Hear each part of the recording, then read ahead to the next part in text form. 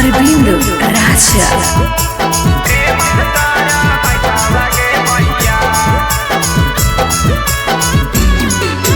चांदस बाजारिया के नामी हई जीपी कला से कोचिंग गे मैया।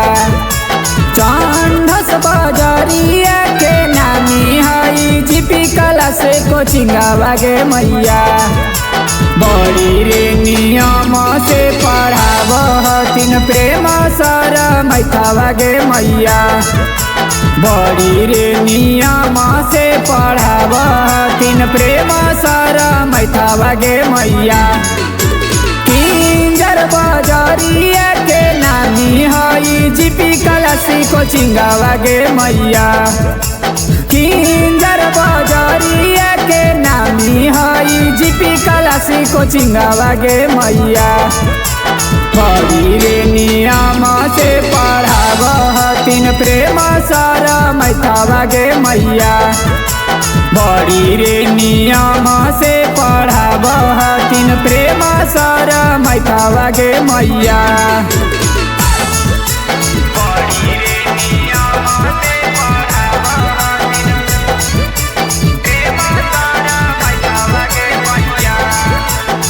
हल्का रिकॉर्डिंग स्टूडियो मसौली।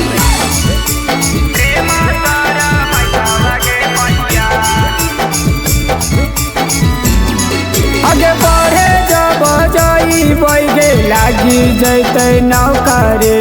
गाँव में ढोबे नहीं पड़त गे टोकरी।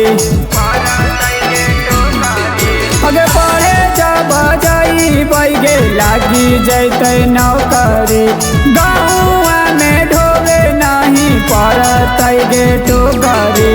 करे सब पास इन खरई है सपनावा गे मैया।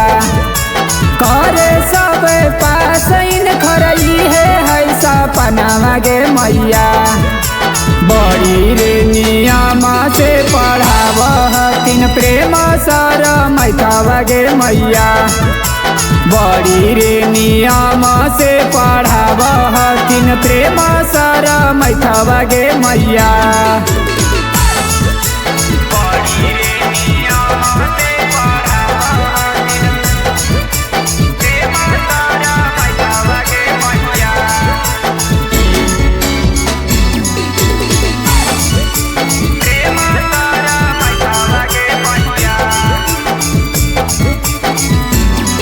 अगे ना खर पढ़ावल सबे होई जाए पास गे। के तने के लगी गेलै नौकरी सरकारिया। अगे ना कर पढ़ावल सबे होई जाए पास गे। के तने के लगी गेलै नौकरी सरकारिया। राजा विकास गाबै गानावा अरविंद लिखै गानावा गे मैया। राजा विकास गाबै गानावा अरविंद लिखै गानावा गे मैया। बड़ी रे नियम से पढ़ाव हथिन प्रेम सर मैथावा गे मैया।